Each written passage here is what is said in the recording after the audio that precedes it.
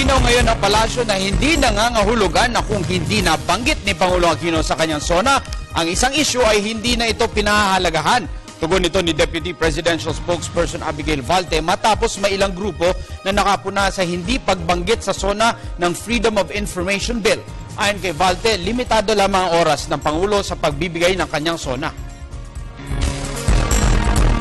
Alam niyo po, marami rin yung tatanong. Hindi lang po necessarily yung FOI, but given the limited amount of time, meron nga pong suggestion na baka daw po dapat mag-checklist na lang si Pangulo, tapos banggitin lahat ng sektor. Pero kung gagawin po natin yon ay baka 2 araw po din po tayong nagsusona.